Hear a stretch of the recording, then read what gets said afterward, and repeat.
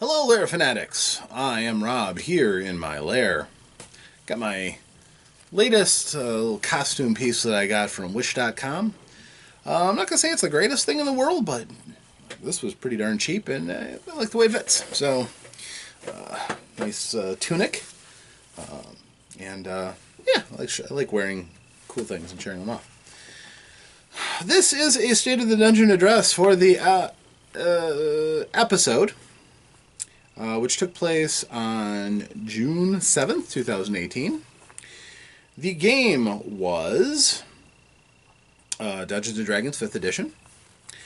The players in attendance were everybody except the player of Dacketh, who was unable to make it because of job responsibilities.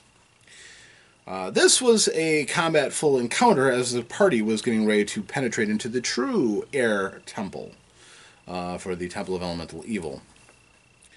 The group had found where the actual temple's entrance was. After having cleared out the tower that was basically the staging point for the air cult's raids into the surrounding land, they then were prepared to attack that. They first met some Aarakocra, the birdmen of the D&D world, who determined they weren't evil, and gave them a couple of gourds of healing potion to cement their friendship with those who would hunt the air cultists. The Aarakocra despise the air cultists and were more than happy to help the group. Then continued crossing the valley and eventually found the cleft in the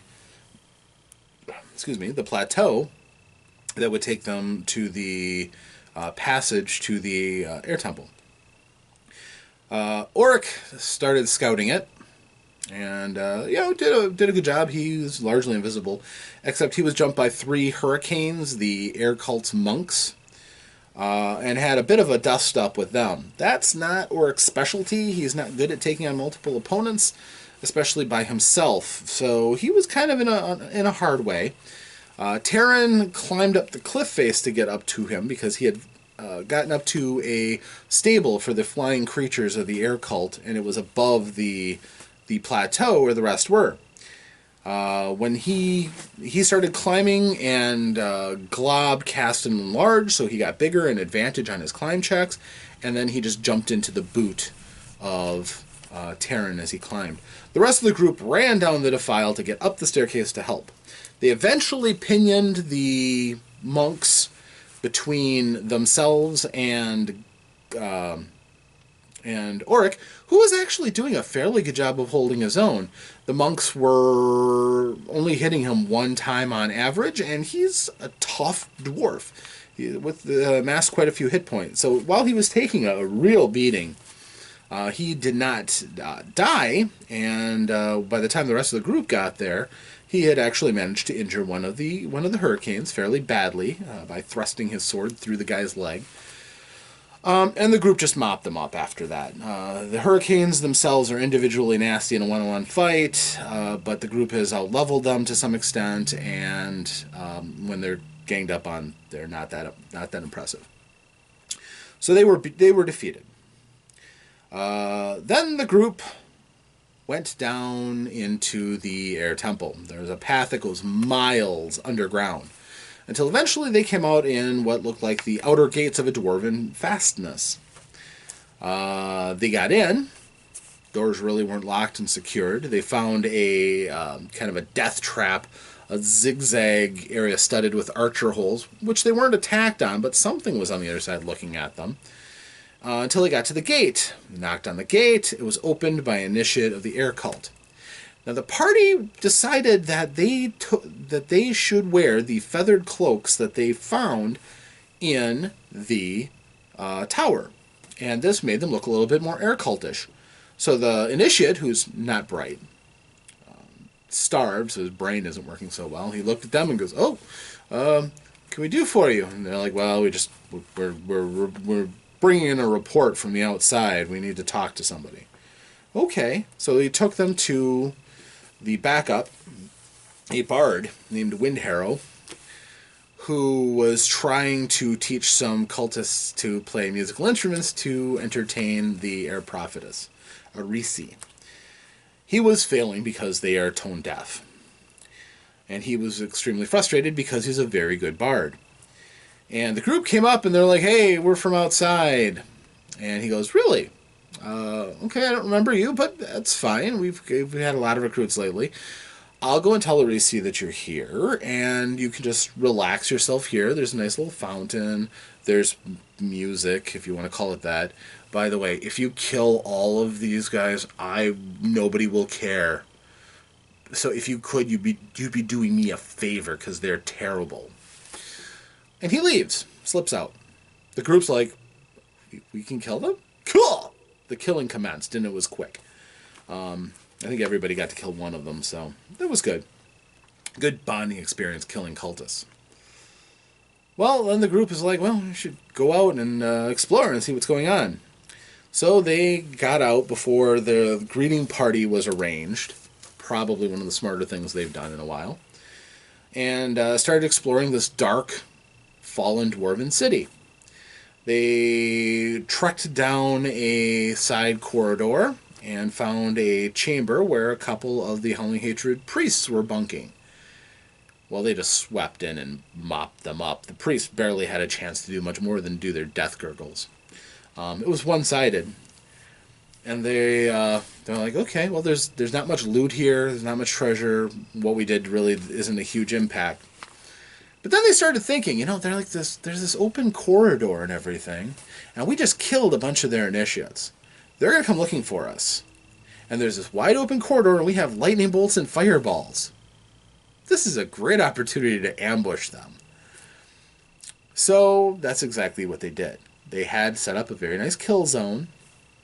And sure enough, the group that was coming in to kill them, as they came around, they were a little surprised. The group that was attacking was comprised of a wyvern with a rider.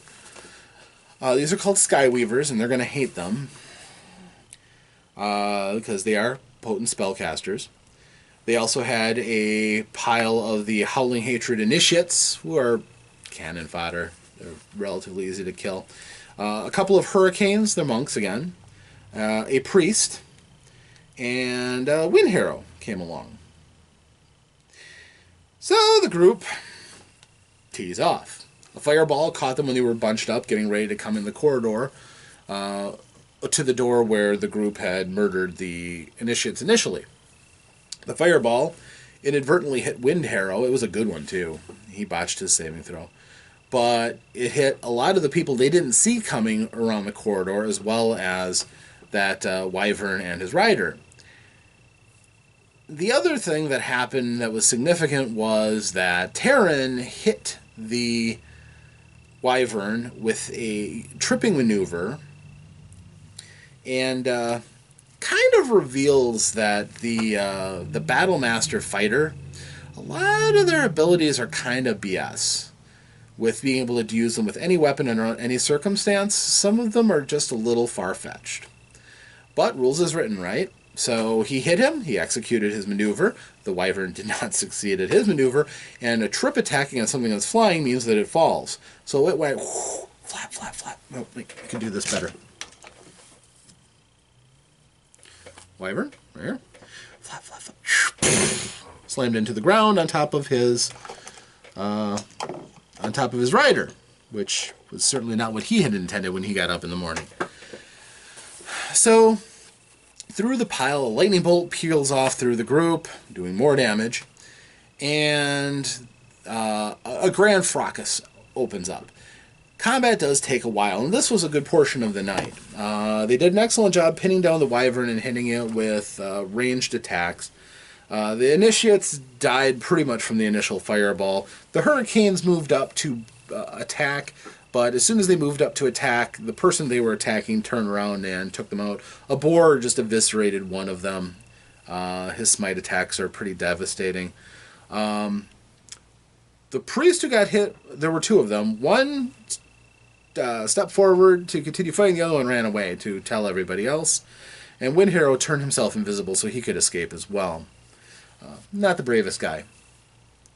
But the party had their hands full when another wyvern flew up over the building that formed the alley and came in and attacked them from the side, especially attacking Geth.